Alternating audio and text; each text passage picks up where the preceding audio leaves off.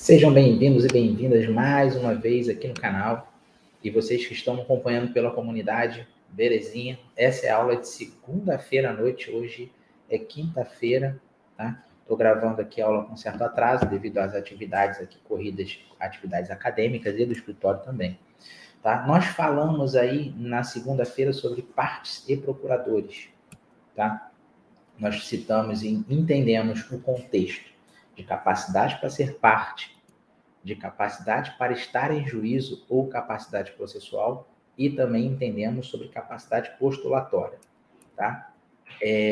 A capacidade para ser parte é a aptidão abstrata para ser sujeito do processo ou assumir situação processual, situação jurídica processual. Eu citei item 1, 2, 3 e 4 para que possamos entender melhor esse tipo de capacidade para ser parte.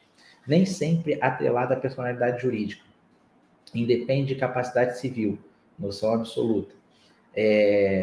Pressuposto da capacidade processual, mas não suficiente. Possuem capacidade para ser parte todos aqueles a quem o direito material atribui personalidade e ausentes despersonalizados que sejam titulares do direito. Ou seja, todos aqueles possuem capacidade de ser parte, sendo que alguns dependem de representação. A nossa matéria de hoje, tratando de direito processual civil, está muito próxima do direito civil. Tá? A matéria de direito civil, nós estudamos sobre direitos de pessoas naturais e direitos da personalidade. E no artigo 1º do Código Civil fala: toda pessoa é capaz de direitos e deveres na ordem civil. Então, nós falamos de capacidade. Todas as pessoas podem ter capacidade de ser parte. Então, no artigo 4º, 5º e 6º do Código Civil, nós estudamos a incapacidade absoluta, incapacidade relativa e a capacidade. Obviamente que para ser parte, o menor de 16 anos, ele depende de representação. Então, mas ele também pode ser parte. Nós temos um caso recente aqui no escritório, ação judicial em face de empresa de aviação, onde o menor de idade foi embarcado para viajar para a casa da mãe e tiveram problemas. O pai e ele tiveram problemas durante esse voo. Então, isso quer dizer que o menor também teve seu direito violado, pôde ser parte no processo e representado pelo seu genitor, pelo seu pai, tá? A capacidade para estar em juízo ou capacidade processual se refere à aptidão para a prática dos atos, exercício de direitos processuais, sem representação ou assistência. Pode ser absoluta ou relativa. Tudo isso vai depender da relação jurídica entre as partes. Se eu tiver uma relação contratual com alguém e houver uma violação desse contrato, vai existir uma relação jurídica, vai existir um vínculo, então vai haver a capacidade de ser parte e a capacidade para estar em juízo, porque se não houvesse um descumprimento de cláusula contratual, não haveria um motivo de se buscar o judiciário. Tá? E a capacidade postulatória pode ser conceituada como capacidade para procurar o judiciário.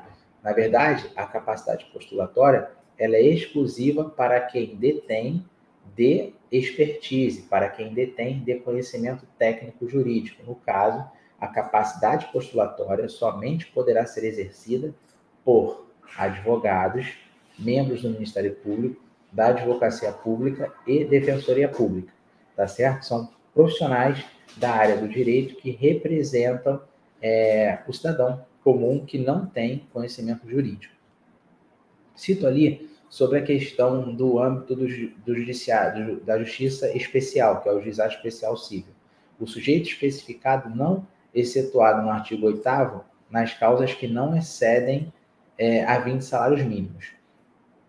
Então, a Lei 9.099 prevê que são causas de menor valor e causas de menor complexidade.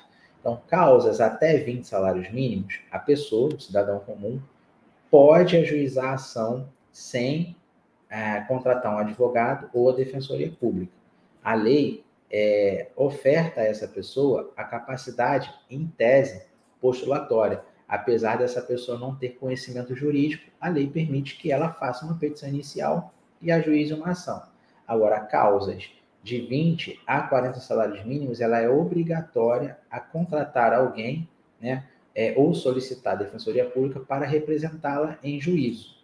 Ao meu entender, a capacidade postulatória está atrelada ao conhecimento técnico, apesar da lei permitir que a pessoa, o cidadão comum, postule em seu próprio favor, tá certo? Passando aqui. Capacidade processual e legitimidade.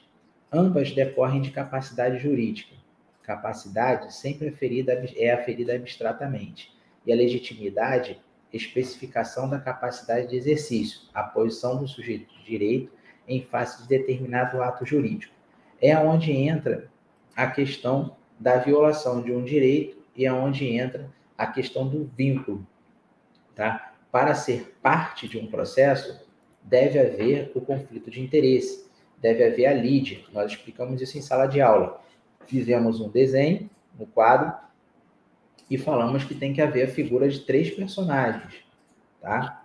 A figura do autor, a figura do réu e a figura do Estado, representado pelo juiz, que é quem aplica de fato a norma legal, quem aplica a lei.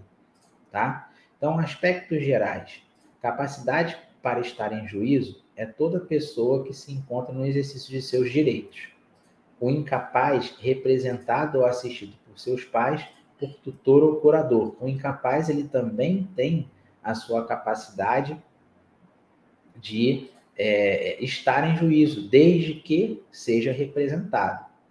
O direito, ele vai assistir a todos. O judiciário está à disposição de todos, desde que seja procurado. A nomeação do curador especial ao incapaz, ao réu revel, ao revel citado por edital, por hora certa, ao curatário especial pela Defensoria Pública. Então, todos serão representados em juízo. A justiça nunca vai violar o princípio do contraditório e da ampla defesa, porque todos são capacitados de estar em juízo. Aquele que faltar vai ser representado de qualquer maneira, tá certo? Eu expliquei, antes de entrar na questão da incapacidade, sobre a lide, né? Para que possamos entender melhor esse raciocínio. Só para a gente pegar essa visão. A lide nada mais é do que o conflito de interesse. Para haver o conflito de interesse, deve haver uma pretensão resistida pela outra parte. Então, se houver uma pretensão resistida ao conflito de interesse, havendo conflito de interesse, temos a legitimidade, porque há o vínculo entre as partes. Então, havendo vínculo, nós temos a legitimidade. E aí sim, essa parte tem a capacidade de estar em juízo e tem a capacidade processual de estar em juízo também. E nós temos um processo judicial. Tudo isso, pessoal, que nós estamos estudando até essa aula, eu acho que até a próxima aula também, vem antes da petição inicial. Depois nós vamos começar a construir as condições da ação, tá certo? Então, falando de incapacidade e capacidade, né, eu falei no início da nossa conversa sobre o artigo 3º, 4º, 5º, né, falamos do 5º, paramos no 5º, né, falamos sobre os 18 anos, maiores de 18 anos. Então, são absolutamente incapazes de exercer pessoalmente atos da vida civil os menores de 16 anos, tá? Mas eles podem ser representados. São incapazes relativamente a certos atos ou a maneira de os exercer os maiores de 16 e menores de 18, tá? Eles podem ser representados judicialmente também. A menoridade cessa aos 18 anos completos, quando a pessoa fica habilitada a praticar todos os atos da vida civil. Então, esse cidadão, ele vai ser representado por um advogado, por quem tem capacidade postulatória, mas não precisa de um tutor, não precisa de um curador. Ele pode sozinho buscar esse profissional que detém de capacidade postulatória para ajuizar uma demanda judicial. Agora, salvo algumas exceções, caso ele tenha algum problema de saúde, ele vai ser representado por uma pessoa indicada pelo juízo e essa pessoa vai contratar um advogado para representá-lo judicialmente. Então, nós podemos perceber que do artigo 3º até o artigo 5º, todos têm a capacidade de ser parte, de estar em juízo. Lógico que deve-se comprovar o vínculo entre autor e réu, o vínculo na relação jurídica. Senão, aí nós vamos esbarrar na questão de legitimidade. Se a pessoa não comprova o vínculo, ela não é parte legítima e não vai poder figurar no polo ativo daquela demanda. Então, processo de saneamento de vício. O juiz suspende o processo e concede prazo razoável para o saneamento de vício. Nós falamos de saneamento de vício, na sala de aula nós falamos de petição inicial irregular e falamos de petição inicial inepta. A petição inicial inepta é aquela que não cabe ajuste, é aquele que tem um vício grave e não pode ser reajustado durante o andamento da marcha processual. O processo tem que ser julgado extinto, né, sem resolução do mérito, e aí depois se ajuizar uma nova ação com os vícios sanados, tá? Que eles são vícios insanáveis naquele momento processual. A petição irregular não, ela pode sofrer emenda, tá? Ela pode sofrer aditamento, ela tem vícios sanáveis. E aí, se a parte não cumpriu o prazo determinado pelo juiz para emendar ou aditar a petição inicial, o processo pode ser julgado extinto, sim, e aí nada impede que ele ajuize uma nova ação com os mesmos fatos, desde que supra essa necessidade e supra e retifique esse vício identificado no processo anterior, tá certo? Então aí é o que fala abaixo, ó. O juiz suspende o processo e concede um prazo razoável para saneamento de vícios. São os vícios sanáveis. A sanção para descumprimento da determinação é a extinção do processo. Então, se a parte autora, na petição inicial, não sanar o vício, o processo pode ser extinto. No caso do réu, a revelia se fala quando o réu não apresentar contestação no prazo de 15 dias, tá? E para terceiro, a revelia a exclusão do processo, para o recorrente, a extinção do recurso, para o recorrido, o desentranhamento das contrarrazões. Não cumpriu o prazo, as contrarrazões são desentranhadas, ou seja, são retiradas do processo. Dos deveres, a exposição dos fatos conforme a verdade, a abstenção dos atos inúteis, a obediência das decisões judiciais. Então, as partes, seus procuradores, têm o dever de inserir informações no processo, desde que os fatos sejam expostos com a verdade. A parte não pode expor fatos mentirosos, ela não pode violar o que a norma legal prevê, tá? E aí nós estamos falando também do princípio da eticidade, princípio da sociabilidade, princípio da boa-fé. Não se pode mentir no processo. Obviamente, você não vai distorcer a realidade dos fatos para tentar obter um êxito num processo judicial, tá? As sanções. Então, ato atentatório à dignidade da justiça, o juiz pode aplicar uma multa que pode chegar até 20% do valor da causa. O juiz fixa prazo, descumprimento de prazo, inscrição na dívida ativa, que é a sanção. Caso a parte ré não pague a sua condenação, ela pode ter uma sanção, que é a inscrição na dívida ativa. O valor da causa irrisório, pode haver uma multa de até 10 salários mínimos. Então, nem todos os processos judiciais é o que a maioria dos alunos do curso de Direito não sabem, não entendem. Tem que ser avaliado o risco, tá? A avaliação de risco é necessária para o ajuizamento da ação. Não se pode chegar e atribuir um valor da causa de R$1 milhão, por exemplo, e não avaliar o risco, porque caso esse cliente sucumba, caso esse cliente perca, a ação seja julgada improcedente, ele vai ter que pagar custos e honorários de sucumbência deduzidos do valor da causa. Então, o custo vai ser muito alto. Se empregar algumas palavras que sejam palavras que violem o decoro, pode haver também algum tipo de condenação, alguma reprimenda, alguma sanção, pode haver uma aplicação de multa. Recursos meramente protelatórios também pode haver alguma aplicação de sanção.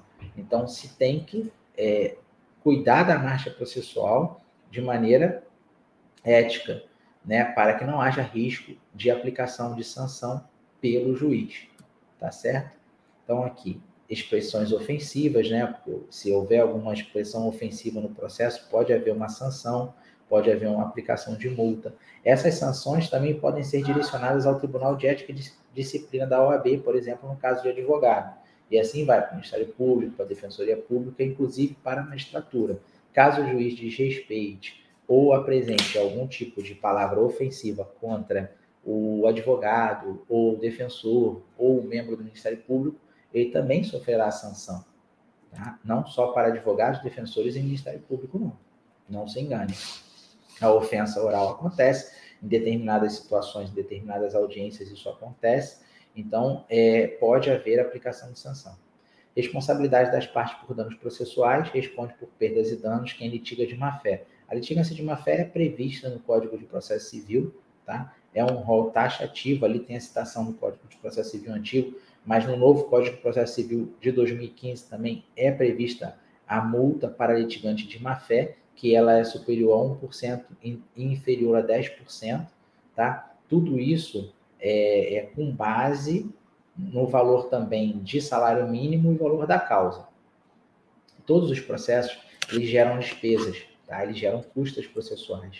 Os processos não são gratuitos. Eles só são gratuitos desde que requerida e provada a hipossuficiência financeira da parte. E aí sim se requer, através de comprovação de hipossuficiência, né, declaração de rendimento, contra-cheque, carteira de trabalho, para o juiz tomar conhecimento e saber se aquela pessoa realmente tem condições de pagar custas processuais ou não, tá? Então, o processo, em via de regra, gera custo.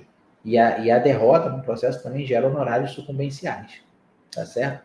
Então, ali, nós colocamos as despesas do artigo 82 ao 97. Estou correndo, pessoal, porque a meta é fazer um vídeo da nossa aula de até 20, no máximo, estourando 30 minutos, para lembrar vocês daquilo que nós falamos em sala, porque vocês recebem um material de vídeo na comunidade, no canal do YouTube, que fica aberto para as pessoas de fora assistirem, se quiserem acompanhar para poder alimentar uma revisão, estudar para concurso, mas vocês recebem o PDF, vocês recebem o PowerPoint e ainda tiram as dúvidas em sala de aula. Na sala de aula nós colocamos casos concretos, só que não dá para reproduzir 100% do que a gente fala em sala de aula aqui nesse vídeo, tá certo?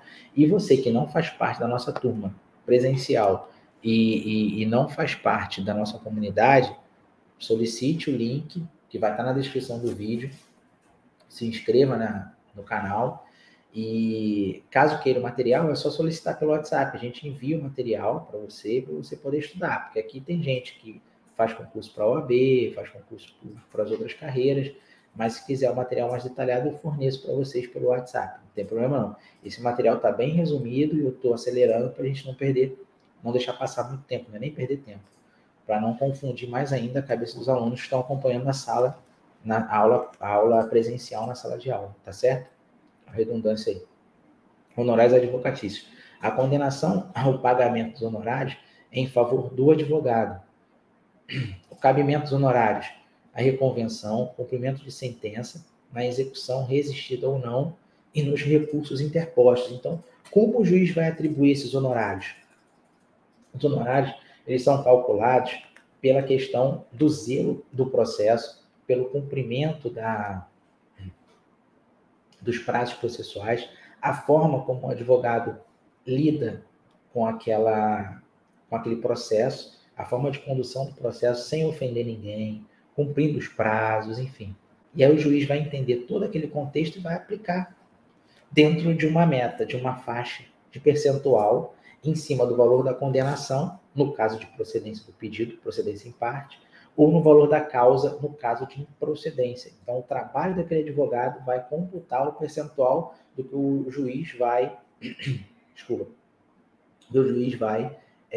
condenar a parte sucumbente. Então, todo sucumbente pode ser condenado em honorários advocatícios ou honorários sucumbenciais.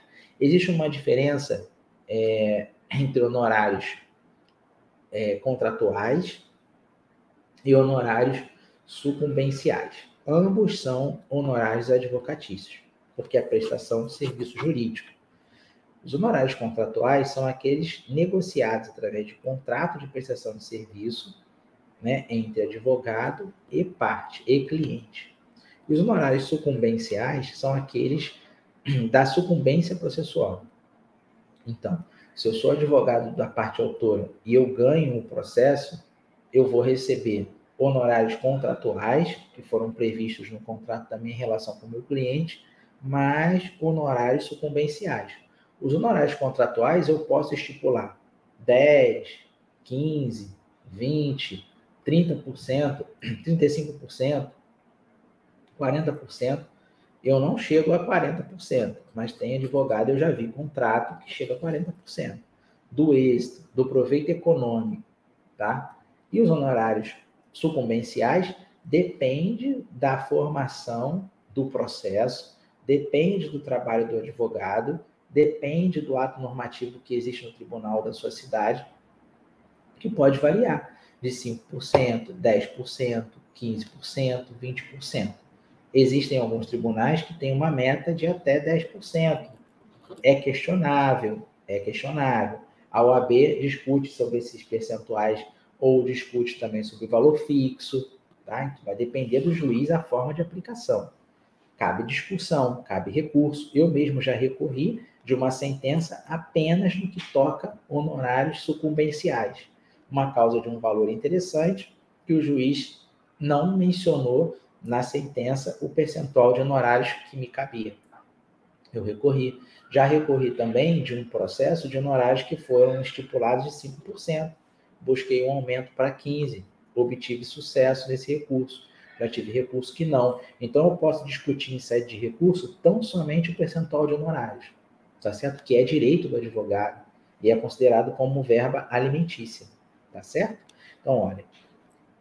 A base de cálculo para os honorários, valor da condenação, valor do proveito econômico obtido, o valor atualizado da causa, prestação vencidas mais vincendas, o parâmetro além do grau e zelo, parâmetro para o juiz estipular, além do grau e zelo profissional, do lugar da prestação de serviço, trabalho realizado e do tempo exigido para o serviço, natureza, aqui dá uma importância da causa, e o valor inestimável, proveito econômico irrisório, o juiz arbitra. Então, o juiz ele vai decidir qual percentual que ele vai estipular para a sucumbência, dependendo do zelo, do cumprimento de prazo, do lugar da prestação, da importância que aquele profissional deu àquela causa. Então, esses são os critérios. Tá? Então, é considerado que os honorários advocatícios são verba alimentar e os mesmos privilégios dos créditos trabalhistas. Os honorários advocatícios da causa contra a fazenda pública, em via de regra, a graduação do percentual com base no valor da condenação, proveito econômico, aí o percentual vai variando conforme o salário mínimo, tá? Ele nunca ultrapassa 20%, vocês podem observar. Honorários advocatícios sucumbenciais. Os honorários contratuais, o advogado pode negociar com a outra parte, dependendo do tipo da relação, que pode chegar a 40%, 50%, 60%, 70%, não sei qual vai ser a negociação que vai ter com aquela parte. Lógico que esse contrato pode ser discutido caso a parte se sinta violada do seu direito, caso a parte se sinta que aquele percentual seja abusivo. Então, isso pode ser discutido, mas a previsão contratual ela não vai ter limite, tá? As partes vão negociar o que quiserem negociar, lembrando que contrato é norma dispositiva, não tem intervenção direta do Estado e o contrato é criado através de cláusulas para manifestação de vontade entre as partes. É uma relação interpartes, é uma relação horizontal, né? É a manifestação e a realização da vontade das partes e tem incidência do direito privado, por criação de normas dispositivas, feita por cláusulas contratuais. Então, posso determinar o que eu quiser. Cabe, em seguida, se uma das partes se sentir prejudicada, mencionar o prejuízo, acionar a justiça e aí sim tentar demonstrar ao juiz e pedir a intervenção do poder público para a incidência da declaração de alguma cláusula que viole seu direito, ou seu direito constitucional, ou seu direito pessoal, ou que seja abusiva, e aí se discute processualmente, mas estipular percentual, as partes podem estipular qual de percentual quiser, tá? É a realização privada entre as partes. O tribunal deve majorar os honorários fixados anteriormente, levando em conta o trabalho adicional do advogado obedecendo os limites. Como eu falei, eu já tive um processo que foi indicado por 5%, eu recorri e consegui aumentar para 15%. Então, já tive processo que não teve determinação de honorários sucumbenciais, eu recorri e tive a estipulação de honorários advocatícios e sucumbenciais. A sucumbência parcial, ela também gera honorários, sendo que honorários parciais. Honorários e despesas por litisconsórcio. O litisconsorte é a reunião de pessoas do polo ativo da ação, ou seja, são vários autores, e a reunião de pessoas do polo passivo da ação, ou seja, são vários réus. E aí, dentro desses litisconsortes, nós vamos dizer, eles podem ser litisconsorte necessário, nós podemos falar que eles são ativos, que eles são facultativos, que eles são passivos, e aí a gente vai entrar numa outra matéria, tá? Mas em tese, vou falar via de regra, em tese, os litisconsortes, eles pagam as custas processuais de forma rateada, dependendo da situação, do tipo de litisconsorte. Falamos de honorários de despesa, a desistência também gera custo processual, tá? A despesa com o perito e assistente técnico. A despesa com o perito, quem requer a perícia paga as custas, tá? Se quem requeriu a perícia for beneficiário de justiça gratuita, o juiz vai procurar um perito que aceite a fazer a perícia de forma gratuita. Ou quem perde paga a custa do perito, os honorários periciais. Honorários periciais são pagos por quem requer ou por quem sucumbe. Tá? Pode haver uma determinação de rateio, onde tanto o autor quanto o réu dividem os custos daquele perito. Já os assistentes técnicos são assistentes particulares. Então, se existe um perito do juízo, de confiança do juízo, para realizar um trabalho e emissão de um laudo neutro, um laudo que não contenha vício, um laudo imparcial, cada parte pode contratar o seu assistente técnico. Então, o assistente técnico é custo particular do autor ou do réu. Tá? Qual a destinação das multas, das sanções? A multa imposta ao litigante de má-fé vai em benefício da parte contrária, porque, na verdade, a parte contrária foi a real prejudicada. Tá? Sanções impostas aos serventuários vai para o Estado ou para a União, porque ele representa o Estado ou a União, então, ele cometendo alguma violação, a sanção vai ser direcionado o valor para o Estado ou a União. A gratuidade de justiça ela pode ser requerida, na verdade, deve ser requerida, imediatamente quando há ajuizamento dessa ação. Então, a parte autora que se considerar hipossuficiente tem que provar na sua petição inicial, através de um tópico, colocar lá. Vem a presidência Vossa Excelência apresentar uma declaração de hipossuficiência e comprovar que eu não tenho condições financeiras para pagar as custas processuais e nem pagar honorários advocatícios. E aí o juiz vai avaliar toda a documentação para ver se esse cidadão realmente tem o perfil de beneficiário de justiça gratuita. Se não tiver, ele indefere o pedido, cabe recurso, com certeza, mas a avaliação ela tem que ser feita pelo juízo.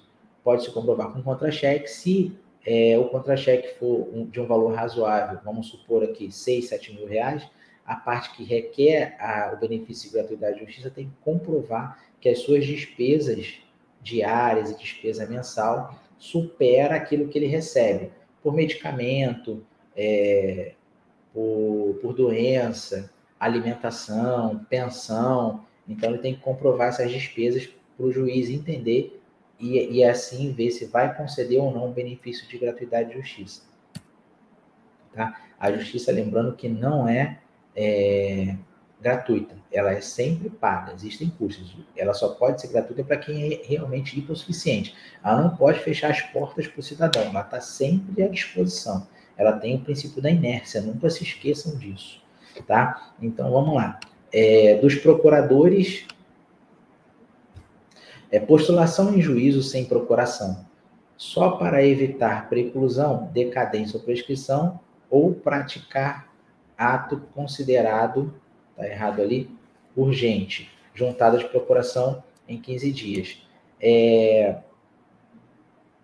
Ajuizamento de ações com representação de advogado tem que anexar procuração específica para aquilo. Uma procuração que vai dar autorização e dos poderes para que aquele profissional do direito atue em nome de outra pessoa.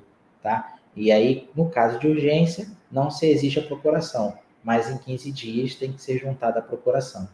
A postulação em causa própria. O advogado, por exemplo, eu posso advogar para mim, eu não preciso passar procuração para mim. eu faço a ação, ajuizo a demanda judicial, menciono a minha OAB, no final assino e falo que é em causa própria. Então, eu não preciso juntar procuração para mim, mas posso contratar um advogado, e aí, para esse advogado, eu vou ter que assinar uma procuração, passando poderes para que ele me represente judicialmente. Tá? Hoje, com o nosso novo Código de Processo Civil, a procuração deve conter todos os dados e informações do contratante e do contratado, ou seja, do outorgante e do outorgado, tá certo? Exame dos autos, todos os advogados que detêm de procuração têm o direito de examinar documentação, ir a cartório, secretaria, tribunal, ter acesso a determinadas dependências, óbvio que desde com autorização e, dependendo do lugar, com horário marcado. Então, ele pode requerer, como procurador, as vistas dos processos e as vistas dos acessos à documentação referente àquele processo que ele foi contratado para atuar, tá? Pode-se haver a sucessão, né, das partes e dos procuradores através do espólio, nós colocamos ali a sucessões hereditárias. Pode-se haver também os poderes serem revogados pelo próprio advogado, desde que comunicado à parte que o contratou, através de um termo de renúncia de poderes, e pode-se haver a revogação desses poderes do advogado pela parte. Se a parte não quiser mais que o advogado atue na causa, ela vai emitir um termo de revogação de poderes, vai revogar aqueles poderes que foram concedidos para que ele atue naquele processo. Então, é dessa forma, pessoal, que é a nomeação e indicação de advogados, tá certo? Então, fica esse material aí para vocês. Eu deixo aqui na tela a questão do prazo de revogação de mandato, que é diferente de mandado, tá?